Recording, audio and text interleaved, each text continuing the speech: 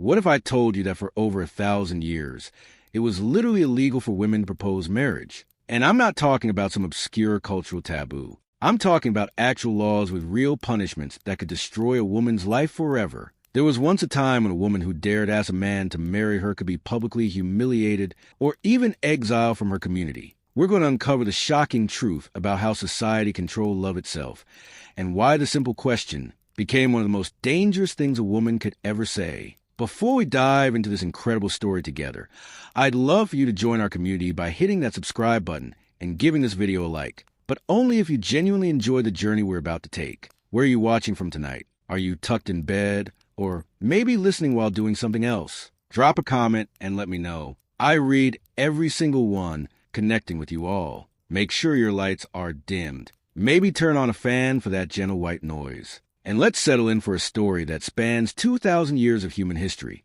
the crime of asking. It's the year 1228, somewhere in medieval England. A young woman named Eleanor has fallen deeply in love with a blacksmith's apprentice named Thomas. They've been meeting secretly for months, sharing stolen glances at the market, whispering conversations by the village well. Eleanor knows Thomas cares for her. She can see it in his eyes, feeling the way he protects her when drunken men get too close at the tavern. But Thomas is shy, perhaps too intimidated by Eleanor's family's modest wealth to make the first move. Eleanor makes a decision that will change her life forever. On a crisp autumn evening, she approaches Thomas and speaks the words that no woman of her time was supposed to say. Thomas, what happened next wasn't fairy tale ending. Eleanor's family disowned her. The local priest publicly condemned her from the pulpit. Terrified of the social consequences, fled the village entirely. Eleanor was left with nothing. No reputation, no future prospect for marriage to anyone else. All because she dared to ask a question that men have been asking freely for centuries. This wasn't an isolated incident or some cruel twist of fate. Across medieval Europe, complex legal and social codes specifically prohibited women from initiating marriage proposals. The consequences weren't just social embarrassment. They were devastating and permanent. A woman who proposed could lose her inheritance, be banned from church, or even face legal prosecution for disturbing the natural order. But here's what's absolutely mind-blowing. This wasn't always the case. If we travel back even further in time to ancient Rome, around 100 AD, we find a completely different world. Particularly those from wealthy families, routinely initiated marriages. They negotiated their own dowries, chose their own husbands, and yes, they proposed. The famous Roman historian Tacitus wrote about powerful women who commanded both their households and their marriage choices with equal authority. Some of the most influential political alliances in Roman history were actually initiated by women who saw strategic value in certain marriages. How do we go from a world where women had the freedom to choose their partners to one where asking, "Will you marry me?" could destroy their entire lives? The answer lies in one of the most dramatic social transformations in human history that would control women's lives for over a millennium. The transformation began around the 4th century AD when Christianity started gaining political power throughout the Roman Empire. Early Christian leaders, influenced by interpretations of biblical texts about women's roles, began advocating for what they called the natural order of marriage. St. Augustine wrote extensively about how marriage proposals should flow from man to woman, never the reverse, because it reflected God's design for human relationships. But it wasn't just religious ideology driving this change. There was something much more practical and sinister at work. In a world where marriage determined inheritance, property rights, and political alliances, allowing women to initiate proposals meant giving them control over massive wealth transfers. Powerful families realized that if their daughters could choose their own husbands, it might mean marrying for love instead of strategic advantage. By the 8th century, what had started as religious recommendation had crystallized into actual law across most of Christian Europe. The Frankish legal codes, which influenced law across the continent, explicitly stated that no woman shall make a proposal of marriage to any man, for this disturbs the rightful order established by God and nature. Forfeiture of property and expulsion from the Christian community. Essentially, what's fascinating is how these laws were enforced. It wasn't just formal legal prosecution. Medieval society developed an entire network of social surveillance to ensure women stayed in their place. Neighbors would report suspicious behavior. Priests would interrogate young women about their romantic intentions during confession. Even servants were encouraged to spy on their mistresses and report any signs of improper forward behavior. The psychological impact was devastating. Imagine being a woman in 13th century France, deeply in love, but forced to wait passively, hoping your beloved would somehow read your mind and propose. Many women developed elaborate systems of hints and signals, historians now call the medieval language of romantic suggestion. They would drop handkerchiefs in strategic locations, or position themselves in specific places, all desperate attempts to encourage proposals without technically initiating them. Some women tried to circumvent the system through intermediaries. They would have brothers, fathers, or even servants approach men on their behalf. But even these indirect proposals were often discovered and punished.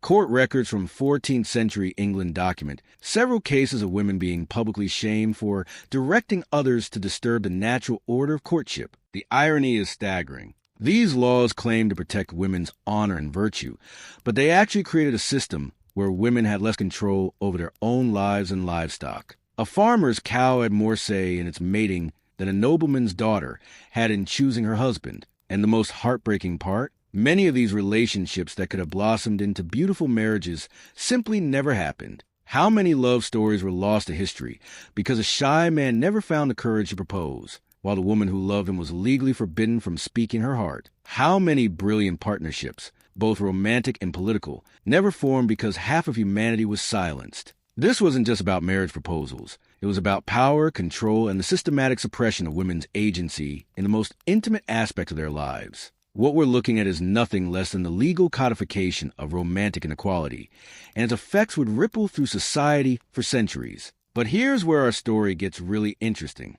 Even in this system designed to silence them, some women found ways to fight back. Some discovered loopholes that would shock you. Others broke the rules so spectacularly that their stories became legend. And a few exceptional women actually managed to change the system itself. As we journey deeper into this forgotten history, we're going to meet Roman empresses who commanded their own marriages, medieval rebels who risked everything for love, and the one Scottish queen whose decision created tradition that millions still follow today. We'll uncover the economic forces that really drove these laws, explore the underground networks women created to help each other navigate impossible systems, and discover how 2 world wars finally began to tear down barriers that had stood for over 1,000 years. The Roman way of love. Let's step back in time to when the world looked very different. Imagine walking through the marble corridors of a Roman villa in 150 AD, where the sound of fountains mingles with animated conversation. Here we encounter a woman who would make modern feminists proud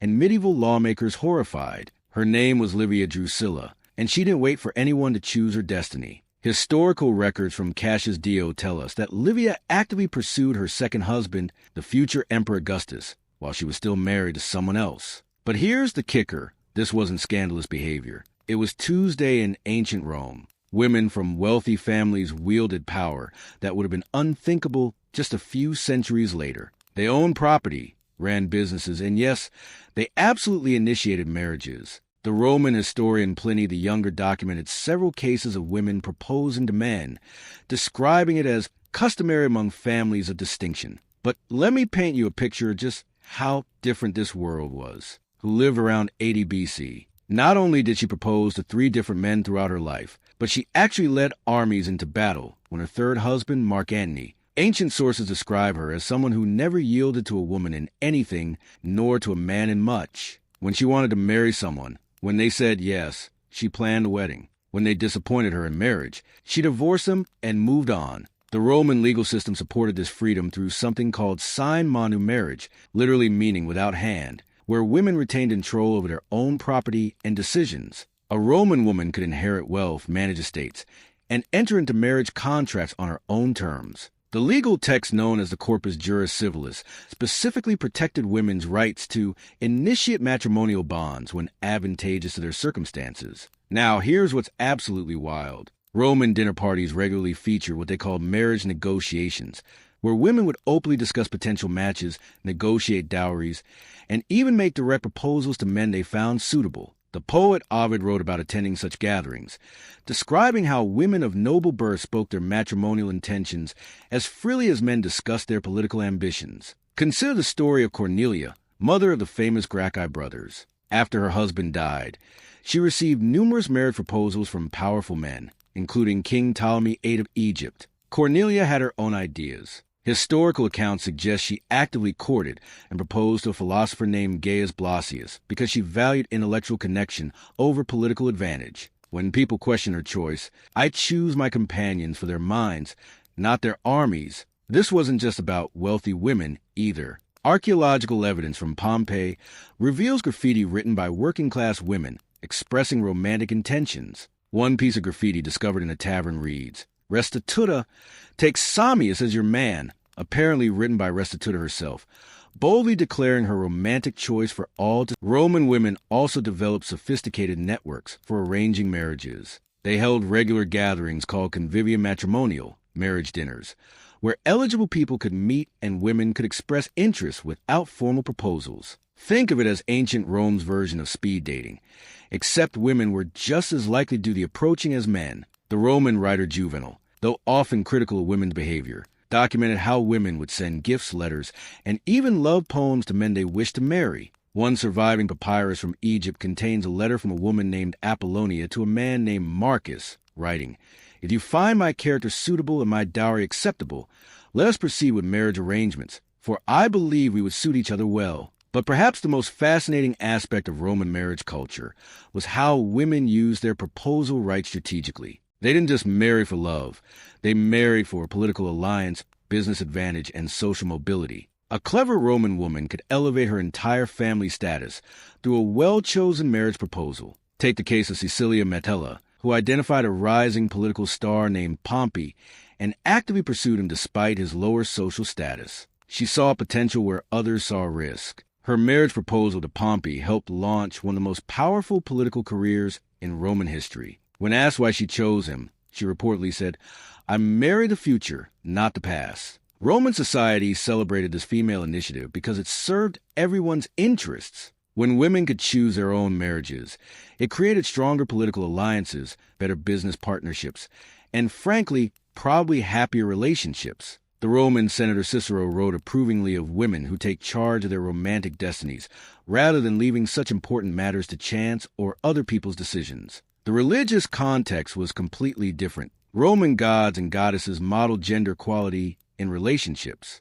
was portrayed as an active pursuer, not a passive recipient of attention. Protector of marriage, was depicted as a powerful figure who made her own choices. Roman religious ceremonies actually included rituals where women could pray for courage to approach the men they desired. What's particularly striking is how Roman law protected women who proposed from social retaliation. If a man rejected a woman's proposal rudely or publicly humiliated her for asking, he could face legal consequences for injury to honor. The legal principle was clear. Proposing marriage was a legitimate right for both genders. But here's where the story takes a dramatic turn. As Roman society began adopting Christianity in the 3rd and 4th centuries AD, everything started to change. Christian leaders looked at this female autonomy and saw not strength but disorder. They viewed women proposing marriage as evidence of society that had lost its way. Early Christian writers like Jerome and Chrysostom began preaching that women who initiated marriage proposals were displaying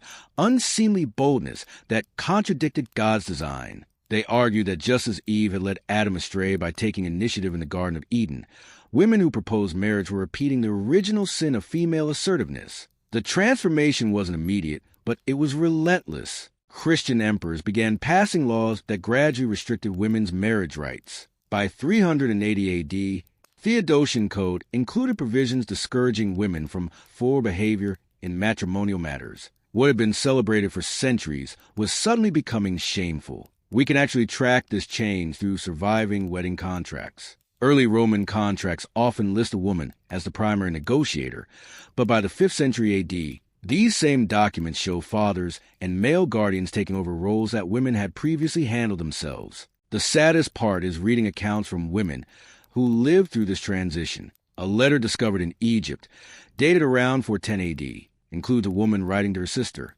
"Mother always told us we could speak our hearts to any man we chose. But the priest now says such behavior brings shame to our families. I do not understand how the same action can be virtuous in one generation and sinful in the next." This wasn't just about marriage proposals. It was about the systematic dismantling of female agency that had existed for centuries. Roman women went from being active participants in their romantic lives to passive observers, waiting for others to determine their fates. But what's incredible is that some women refused to accept this new reality. They found ways to resist, to maintain their autonomy even as the legal and social systems turned against them. These early rebels developed strategies that would echo through centuries of resistance, creating underground networks of female empowerment that survived even the darkest periods of suppression. Their stories of defiance and courage set the stage for an even more dramatic transformation as Christianity gained political power throughout Europe. The restrictions that had begun in Rome would evolve into something far more systematic and oppressive. The next phase of our journey takes us into an era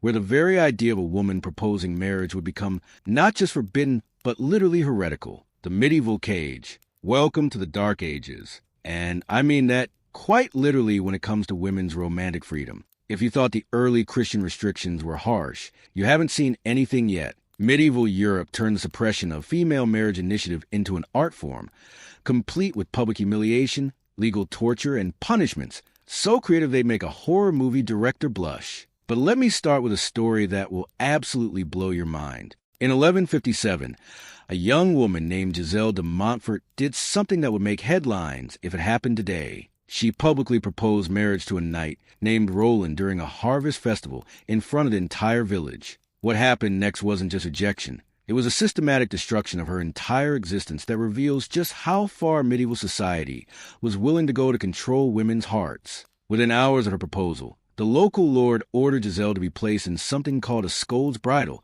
a metal cage that fit over her head with a spike that pressed against her tongue, literally preventing her from speaking. She was forced to wear this device for 3 days while being paraded through neighboring villages as an example of what happened to women who spoke above their station. But here's the truly horrifying part.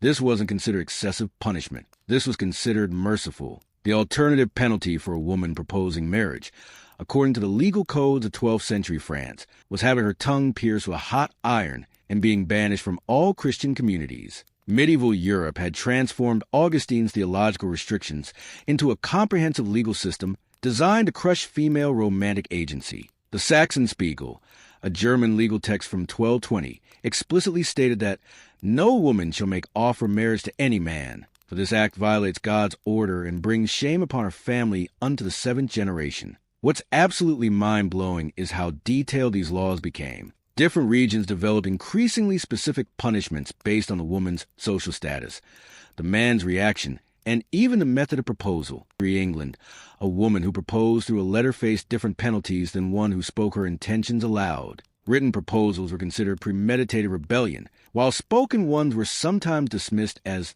temporary madness. The French legal code Coutumes de Beauvaisis from 1283 includes a section titled, "Of Women Who Disturb the Order of Courtship." It describes punishments ranging from public flogging to forced entry into convents, depending on whether the woman was married, single, widowed, or, and this is where it gets really specific, whether she proposed during Lent, which was considered doubly sinful. But medieval society didn't just punish the women. They created an entire infrastructure of surveillance to catch them in the first place. Villages appointed marriage watchers, usually older women who had proven their loyalty to church teachings, whose job was to monitor young women for signs of forward behavior. These women received small payments from the church for successful reports of violations. The psychological warfare was even more sophisticated. Medieval sermons routinely featured stories of women who had proposed marriage and suffered divine punishment, plagues, stillbirths, possessed children. The Legenda Aurea, the Golden Legend, a collection of saints' lives that was a medieval equivalent of a bestseller, included tale after tale of women whose romantic initiatives led to supernatural punishment. One of the most popular stories told throughout medieval Europe was of Saint Uncumber, a fictional saint who supposedly grew a beard overnight to avoid an arranged marriage. But here's the twisted part. The church used this story to discourage women from any form of romantic self-determination. The message was clear. Even trying to avoid an unwanted marriage was so unnatural that it required divine intervention. Medieval art reinforced these messages constantly. Church frescoes and illuminated manuscripts, consistently in passive poses, while men approached them. The famous Romance of the Rose, one of the most influential literary works of the medieval period, includes detailed descriptions of why women who initiate romance are spiritually corrupt. The economic control was breathtaking in its completeness. Medieval inheritance laws were specifically designed to ensure that women who might be tempted to choose their own husbands would lose everything. The legal principle of coverture meant that a woman's property automatically transferred to her husband upon marriage, but only if the marriage was initiated properly by the man. Here's where medieval ingenuity really shows. They created financial incentives for men to report women who had proposed to them. In many regions, a man who reported a woman's proposal received a portion of her family's property as a reward for upholding divine order. This turned romantic rejection into a profit opportunity, creating armies of male informants. The court records from this period read like something out of a dystopian novel. In 1234, the French court documented the case of Marie de Chatillon, who was accused of sending a love poem to a local knight. The court didn't just punish Marie. They ordered the poem to be burned publicly while she watched, then forced her to renounce writing unseemly verses for the rest of her life. Medieval punishments also included something called chivalry, organized public humiliation where the entire community would gather to mock women who had violated romantic protocols. These events could last for days, with people banging pots, singing insulting songs, and sometimes forcing the woman to perform degrading acts like crawling on her hands and knees to the village center. But perhaps the most insidious aspect of medieval control was how they weaponized family relationships. Parents were legally required to report their daughters' improper behavior or face penalties themselves. The Decretum Gratiani, a 12th century collection of church law, specifically states that fathers who fail to control their daughters' romantic behavior could be denied communion and excluded from Christian burial. The church also created a network of informants through the confession system. Priests were instructed to ask specific questions about romantic intentions during confession, and they were required to report any admissions of female marriage initiative to church authorities. What should have been a sacred, private conversation became a surveillance operation. Medieval society even regulated the language women could use when discussing marriage. Certain words and phrases were forbidden because they might encourage female initiative. The word desire, when used by women in romantic contexts, could result in accusations of improper forward behavior. Women learned to speak in elaborate circumlocutions, never directly expressing romantic interest. Some regions took surveillance to absolutely paranoid levels. In 14th century Bavaria, young women were required to attend weekly meetings where they recited odes, promising never to initiate romantic contact. These meetings, called virtue assemblies, were monitored by church officials who looked for signs that women might be planning to break their vows. The psychological impact created what historians now recognize as widespread romantic anxiety among medieval women. Medical texts from the period describe an epidemic of what they called love melancholy, depression and physical illness among women who were forced to suppress their romantic feelings. The 13th century physician Arnaldus de Villanova wrote extensively about treating women who had become physically ill from unexpressed heart desires. But here's what's absolutely fascinating and where this story takes an unexpected turn. Some medieval women refused to accept this system. They developed incredibly sophisticated methods of resistance that were so clever, so subversive, that many of them worked for centuries without detection. These women created secret networks, developed coded languages,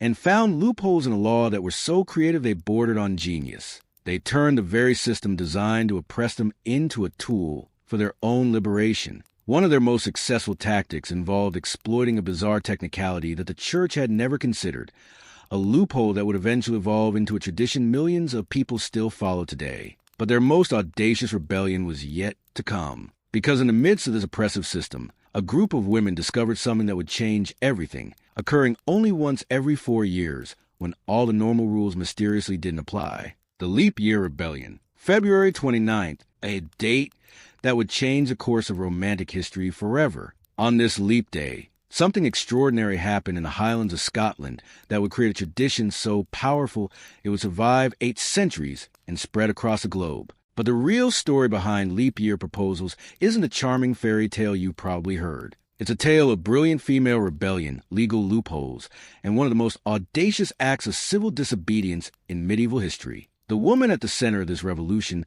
was Saint Bridget of Kildare. Except here's the first shock. She wasn't alive in 1288. She had died over 700 years earlier. How did a long-dead Irish saint become the patron of a women's... The answer involves forgery, political intrigue, and a group of medieval women so clever they managed to fool the entire church establishment. Let me take you back to 5th century Ireland, where the real Bridget lived. Historical records from the Annals of Ulster describe her as an abbess who founded the monastery of Kildare around 470 A.D. She was known for her fierce independence and her tendency to challenge male church authority. But nowhere in any authentic historical document does Bridget advocate for women's marriage proposal rights. That story was invented over 800 years later. The fabrication began in 1288 when a group of Scottish noble women faced a crisis. King Alexander III had died without a clear heir, and during the political chaos, many arranged marriages were being hastily negotiated without women's input. These women needed a way to assert some control over their romantic destinies, but they couldn't directly challenge church law without facing severe punishment. Enter their brilliant solution. They would claim that St. Bridget had negotiated a special agreement with St. Patrick himself to propose marriage one day every 4 years. They even produced a historical document, written on carefully aged parchment with period-appropriate ink, that detailed the supposed agreement, which historians now call the Bridget Charter, contained language that was carefully crafted to exploit a loophole in medieval law. It stated that since leap years were unnatural additions to God's calendar, normal social rules didn't apply during the extra day. This was genius because it used the church's own logic against itself. If leap years were supernatural, then supernatural rules could govern them. But here's where the story gets even more incredible. The women didn't just forge one document. They created an entire mythological backstory. Claimed that Bridget had complained to Patrick about women having to wait potentially forever for men to propose, and that Patrick, in his wisdom, had granted women this one day of romantic freedom. The fake legend they created was masterfully constructed. According to their story, Patrick initially offered women the right to propose one day every 7 years, but Bridget negotiated him down to every 4 years by threatening to curse his missionary work. They even included specific dialogue. "If you will not grant women this right," Bridget supposedly said, "then may your converts be as rare as hen's teeth." What makes this forgery so remarkable is how thoroughly these women researched their deception. They studied authentic 5th century Irish manuscripts to mimic the writing style. They learned about medieval ink making to age their documents properly. They even incorporated real historical details about Patrick and Bridget's lives to make their story believable. The document they produced was so convincing that it fooled medieval scholars for centuries. The Bridget Charter was copied and distributed throughout Scotland, Ireland, and eventually England. Monasteries included it in their historical collections. Priests cited it in sermons. It became accepted historical fact. Brilliant aspect of their plan was how they framed the tradition. Instead of presenting it as a challenge to church authority, they portrayed it as an ancient Christian tradition that had simply been forgotten. They claimed they were restoring religious practice, not rebelling against it. This made it almost impossible for church officials to oppose without seeming to reject authentic Christian history. The tradition spread with remarkable speed. By 1300, court records from across Britain reference leap year proposals as established custom. The legal code Legis Quatuor Burgum from 14th century Scotland actually includes provisions for how leap year proposals should be handled legally, treating them as legitimate marriage negotiations. What's absolutely fascinating is how different regions adapted the tradition. They added the detail that men who rejected leap year proposals owed women compensation, typically a silk gown or a pair of gloves. Women could propose during an entire leap year, not just on February 29th. The tradition became associated with specific rituals involving the exchange of coins or rings. The economic implications were significant. Medieval society had strict rules about dowries and marriage settlements, but leap year proposals existed in a legal gray area. Some creative women used this ambiguity to negotiate better marriage terms than would normally be possible. Court records from 15th century England document several cases of women using leap year proposals to secure more favorable financial arrangements. But perhaps the most remarkable aspect of this tradition is how it psychologically transformed medieval women's relationship with romance. For the first time in centuries, women had a sanctioned opportunity to express romantic agency, even if they only use it once every 4 years. The mere existence of this possibility changed how they thought about their romantic lives.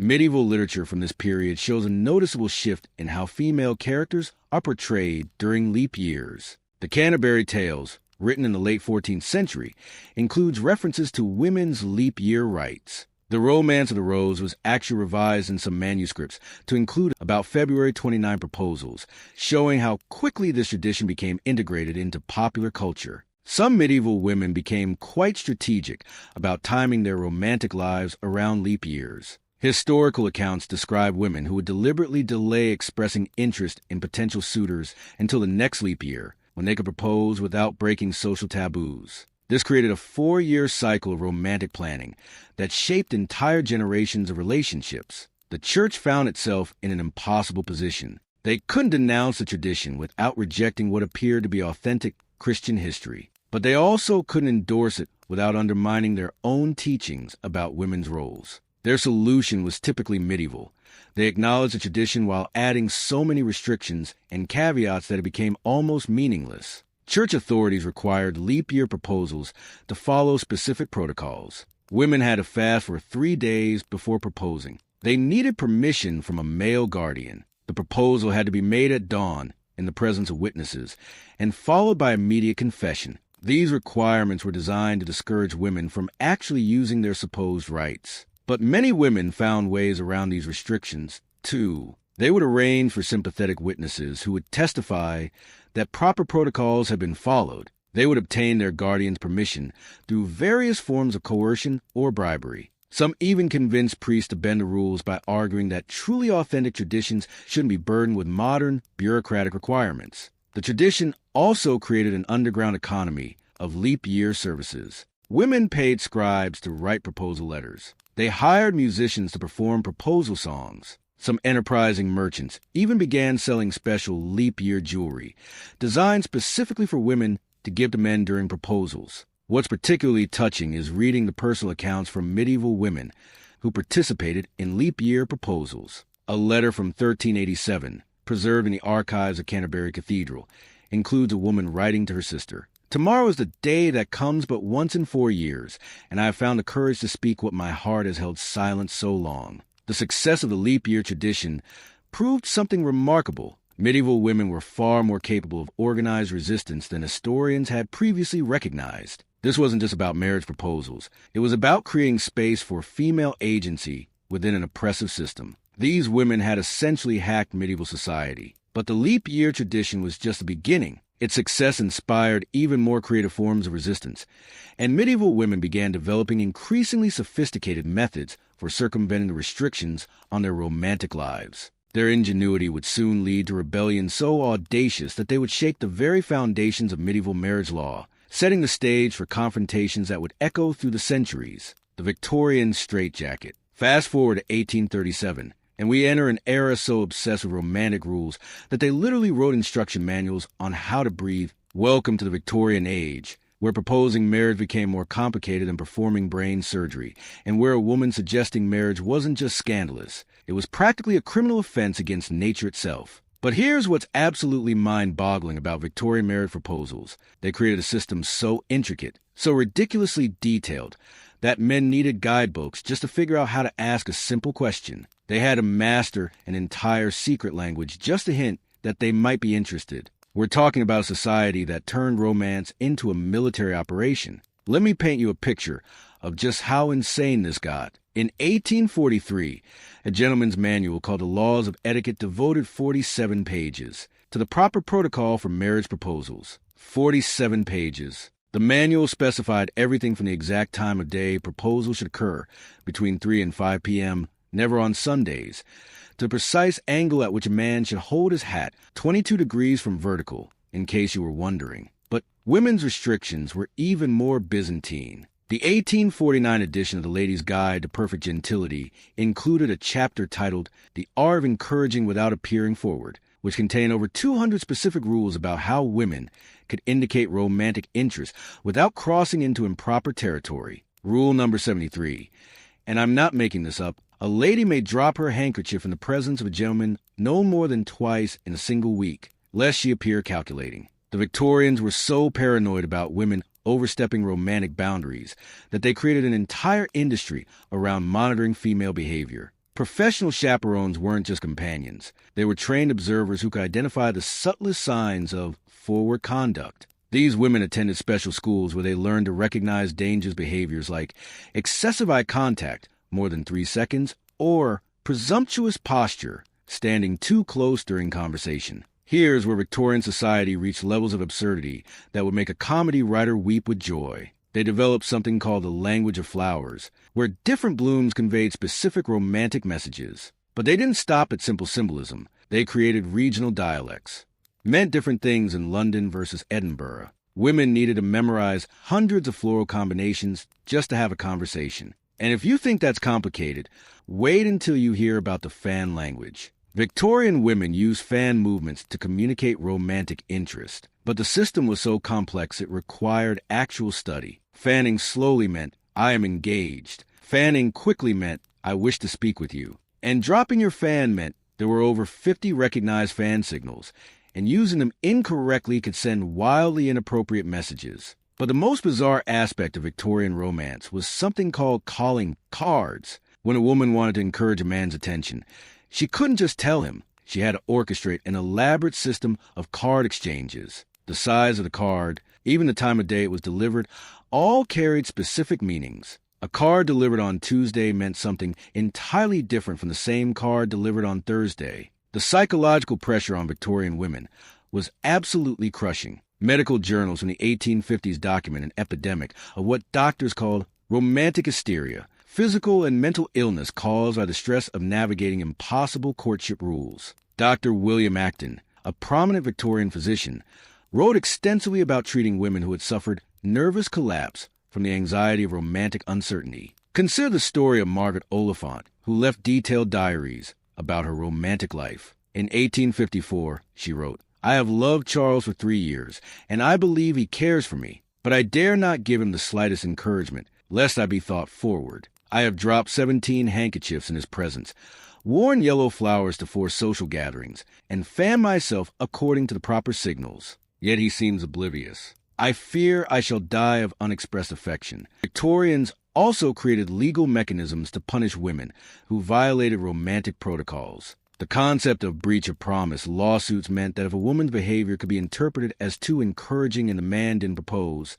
she could be sued for leading him on. But if she wasn't encouraging enough, she could be labeled a spinster and socially ostracized. Women had to navigate a razor-thin line between encouragement and impropriety. What's particularly disturbing is how Victorian society weaponized shame against women who showed any romantic initiative. They created public rituals of humiliation for women who overstepped. The practice of cutting meant that an entire social circle would simultaneously refuse to acknowledge a woman's existence if she violated romantic protocols. She would become invisible in her own community. The economic control was even more sophisticated than in medieval times. Victorian inheritance laws included morality clauses that could strip women of their inheritances if they displayed unseemly romantic behavior. The legal definition of unseemly was deliberately vague, giving families enormous power to control their daughters' romantic choices through financial threats. But here's where Victorian hypocrisy reached truly spectacular heights. While women faced these crushing restrictions,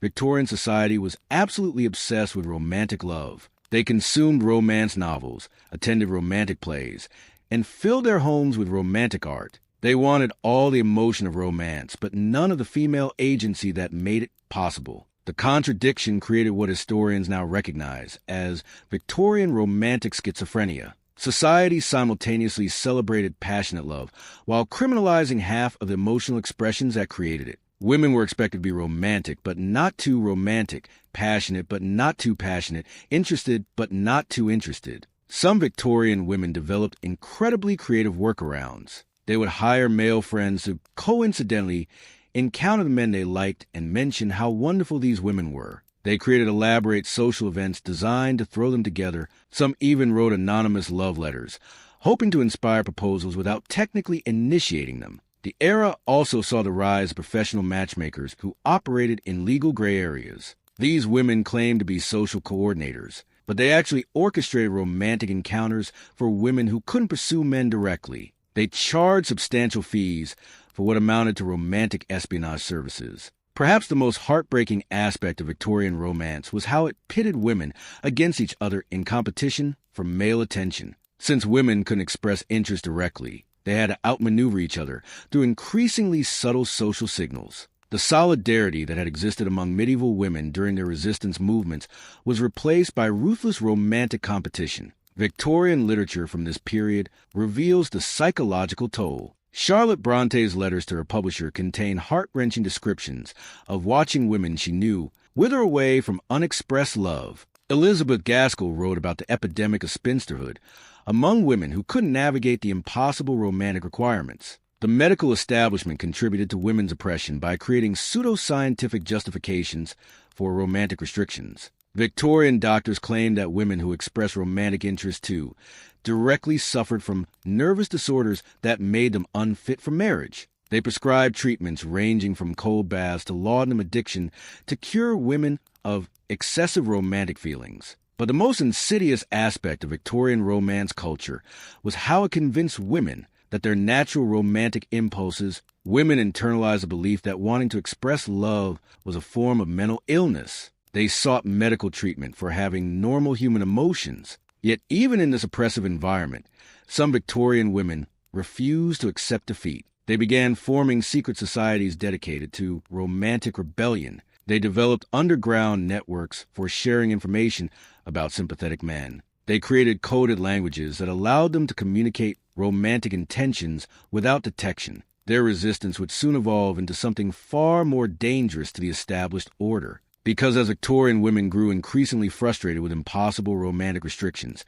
they began to question not just marriage laws, but the entire system of male authority that these laws represented. Their romantic rebellion was about to become a full-scale war for women's rights, with consequences that would reshape society forever. The Great Wars and the Great Liberation. Then came the moment that changed everything forever, not through philosophical debate, but through the most brutal teacher humanity has ever known. When World War I erupted in 1914, it didn't just redraw the map of Europe. It completely shattered the romantic restrictions that had controlled women's hearts for over 1,000 years. And the way it happened was absolutely extraordinary. Picture this scene from 1916. Margaret Thompson, a 23-year-old British factory worker, approaches Corporal James Mitchell during his brief leave from the Western Front. She looks him straight in the eye and says, "James, I know we've only spoken 3 times, but I love you and I want to marry you before you return to France." In any previous era, this would have been scandalous. But in 1916, with young men dying at the rate of 6,000 per day, no one had time for Victorian courtship protocols. The statistics alone tell an incredible story. By 1917, Great Britain had lost over 700,000 young men. France had lost nearly 1 million. Germany was approaching 1.5 million military deaths. These weren't just numbers.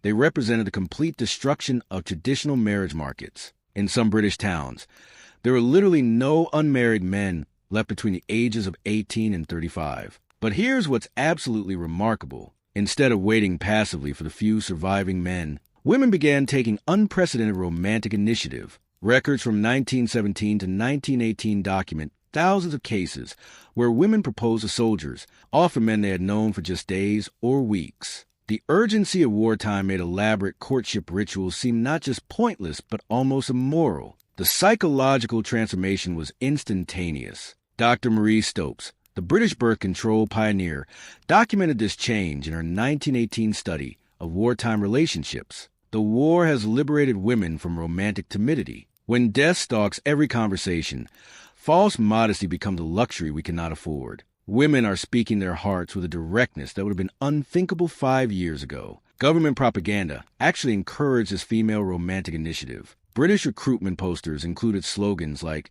"The woman who encourages her man to enlist shows the highest form of patriotic love." The implication was clear. Women should actively pursue relationships with soldiers rather than waiting to be chosen. Romantic passivity was reframed as unpatriotic. The economic empowerment was unprecedented. With millions of men at war, women filled roles in factories, farms, and offices that had been exclusively male for centuries. By 1918, British women comprised 60% of the workforce in some industries. This economic independence gave women the confidence to pursue romantic relationships on their own terms rather than accepting whatever arrangements their families made. Consider the story of Edith Cavell, the British nurse who became famous for helping Allied soldiers escape from occupied Belgium. Before her execution by German forces in 1915, Cavell wrote a letter that was widely published. I have learned that love cannot wait for permission or protocol. In times like these, we must speak our hearts immediately, for tomorrow may never come.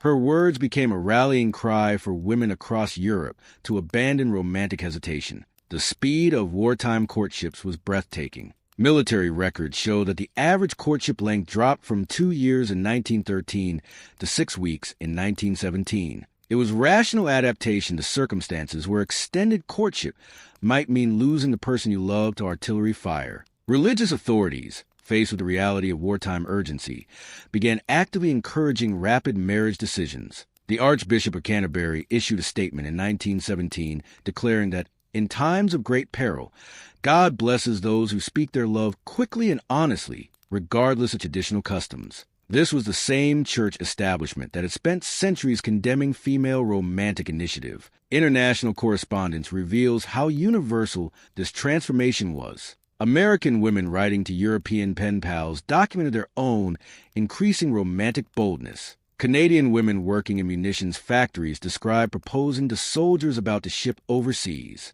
Even in conservative societies like Germany and Austria-Hungary, women began taking romantic initiatives that would have been unthinkable before the war. But perhaps the most significant change was psychological. The war shattered the illusion that men were naturally dominant and women naturally submissive. When women proved they could build airplanes, manage farms, and run entire industries, the idea that they couldn't initiate romantic relationships began to seem absurd. The medical establishment documented a phenomenon they called romantic confidence syndrome. Women who had previously been shy and hesitant in romantic situations suddenly becoming direct and assertive. Dr. Helen Flanders Dunbar wrote in 1918, "Women who have saved lives in field hospitals and managed factory production lines do not suddenly become helpless when discussing matters of the heart." Wartime correspondence provides incredible insights into this transformation. Letters between couples from 1916 to 1918, now archived in museums across Europe, show women writing with unprecedented directness about their romantic feelings. Instead of the coded language and elaborate hints that characterized Victorian correspondence, wartime letters were startlingly honest and emotionally direct. The legal changes were equally dramatic. Governments facing massive casualties began simplifying marriage laws to accommodate rapid wartime weddings. Waiting periods were eliminated. Parental consent requirements were waived for women over 18. And emergency marriage provisions allowed couples to marry with just 24 hours' notice.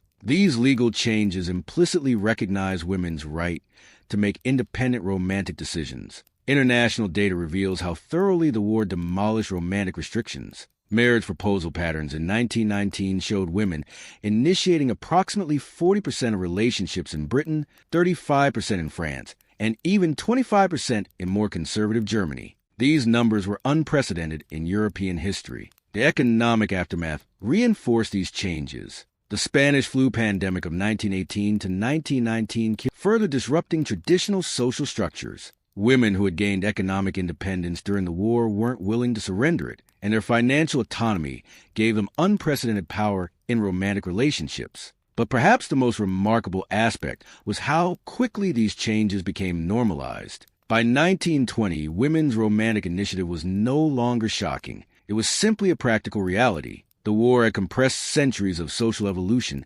into 5 years of desperate adaptation. The veteran experience was particularly transformative. Soldiers returning from the trenches often suffered from what we now recognize as PTSD, making them less likely to take romantic initiative. Many veterans actually preferred women who were direct and assertive, finding them easy to connect with than women to lead every aspect of relationship development. Cultural production reflected these changes immediately. Popular songs from 1918 to 1920 included titles like "I'll Answer Myself" and "The Girl Who Says Yes First." Broadway shows featured female characters who pursued male romantic interests actively. Literature began depicting women as romantic protagonists rather than passive recipients of male attention. The educational establishment adapted quickly. Women's colleges began offering courses in modern courtship that explicitly taught students how to express romantic interest directly and effectively. These courses were the exact opposite of the feminine submission classes that had been standard just a decade earlier. International marriage migration patterns show how these changes influence global romantic culture. American women studying in Europe, European women working for international relief organizations, and women from all nations working in new international institutions began. Sharing romantic strategies and normalizing female initiative across cultural boundaries. The technology of the era amplified these changes. Improved postal services and telephone networks allowed couples to maintain relationships across greater distances, giving women more time and space to develop confidence in romantic communication. Women began using these technologies to initiate and maintain romantic relationships in ways that would have been impossible in earlier eras. But the most profound change was generational. Young women who came of age during World War I had experienced romantic equality as normal rather than revolutionary. They would raise daughters who took female romantic initiative for granted, creating the first generation in over a millennium to grow up assuming that romantic choice was a basic human right rather than a male privilege. However, this newfound freedom was about to face an unexpected challenge. As the 1920s progressed and society began to stabilize, conservative forces would attempt to re-establish traditional romantic restrictions. The question was whether the wartime generation of women would defend the freedoms they had won or allow them to be gradually eroded by social pressure to return to normal, the modern paradox. The irony is absolutely staggering. After fighting for over 1,000 years to win the right to propose marriage, modern women are now choosing not to use it. In 2025, women have more romantic freedom than any generation in human history. Recent studies show that 73% of American women still wait for men to make the first move. How do we go from Roman empresses commanding their own marriages to modern women with dating apps, swiping right, but never sending the first message? The statistics paint a fascinating picture of this romantic paradox. According to a 2023 study by the Pew Research Center, while 94% of women believe they have the right, only 17% have ever actually done so. 68% of women report feeling more comfortable when men initiate relationships, despite intellectually supporting gender equality. We've won the war for romantic freedom, but we're struggling to figure out what to do with the victory. But here's where it gets really interesting. The patterns vary dramatically across cultures in ways that will blow your mind. In Scandinavian countries like Sweden and Norway, women initiate approximately 45% of relationships and 38% of marriage proposals. These are societies that have had gender equality for generations, and it shows in their romantic culture. Swedish dating apps report that women send the first message 42% of the time, compared to just 12% in the United States. Meanwhile, in countries like South Korea and Japan, despite rapid modernization and women's professional success, female-initiated proposals remain under 8%. The cultural weight of traditional expectations is so strong that even economically independent, highly educated women still wait for men to take romantic initiative. It's a reminder that legal rights and cultural comfort are completely different things. The most fascinating case study is Iceland, a country that has essentially achieved complete romantic gender equality. Icelandic women propose marriage at nearly the same rate as men, 47% versus 53%. Their dating culture is so egalitarian that the concept of is considered almost quaint. When I interviewed Dr. Sigrid Jonasdottir, a sociologist at the University of Iceland, she told me, young Icelanders find it bizarre that this was ever a gendered issue. They choose partners the way they choose friends. Whoever feels ready first makes the move. But the country that really challenges our assumptions is India, where arranged marriages are still common, but where a quiet revolution is happening. Educated Indian women are increasingly using dating apps and social media to research and effectively pre-select potential husbands, then maneuvering to make their families suggest these same men as arranged marriage candidates. Dr. Poonam Dhawan at the University of Delhi has documented this phenomenon, assisted self-selection. Modern Indian women are using Facebook, Instagram, and matrimonial websites to identify compatible partners,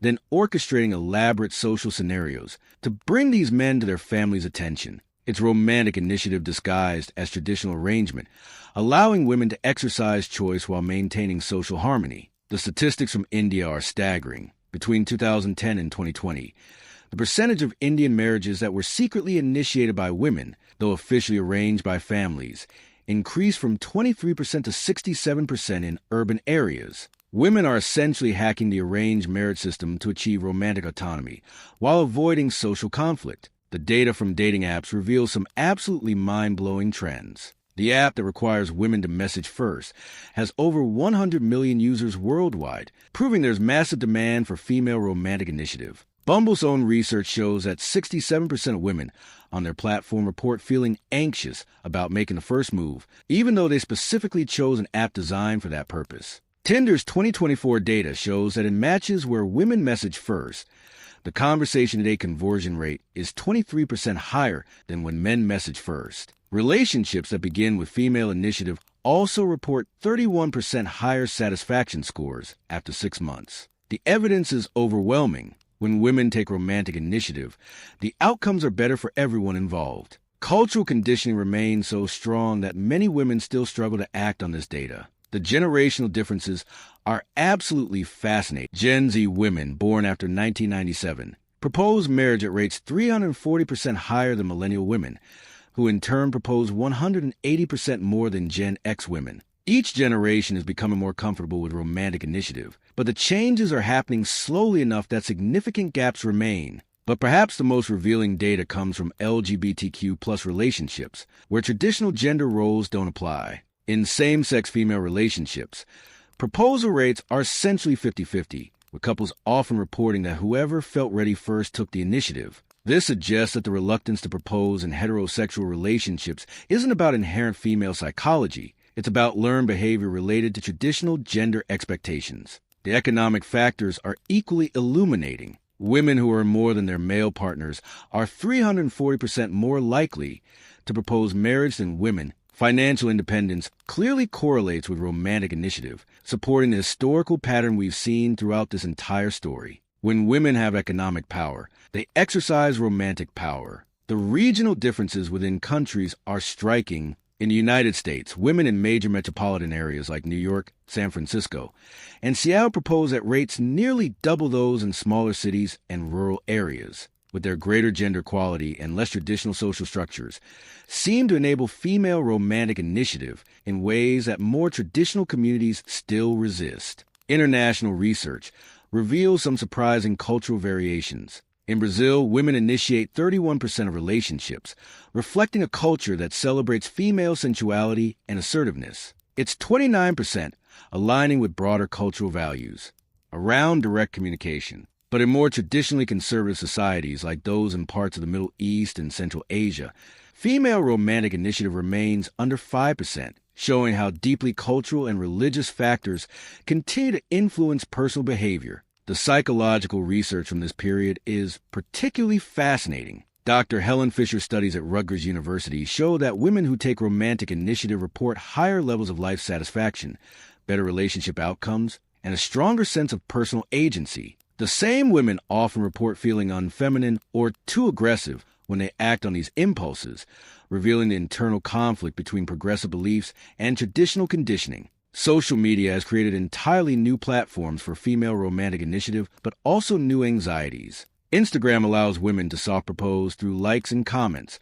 while TikTok has spawned countless videos of women debating whether to make the first move. The digital age has given women more tools for romantic expression, while simultaneously creating new forms of self-consciousness about using them. The most heartbreaking aspect of modern research is how many women report wanting to take romantic initiative, but feeling paralyzed by fear of judgment. A 2024 survey by the American Psychological Association found that 82% of single women had experienced attraction to someone but never expressed it, with 67% citing fear being perceived as desperate or too forward as their primary concern. But there are encouraging signs of change. Modern romance novels increasingly feature female protagonists who actively pursue male love interests. Popular culture is slowly normalizing female romantic initiative through movies, TV shows, and social media influencers who model confident romantic behavior. Place dynamics add another fascinating layer. With more women in leadership positions,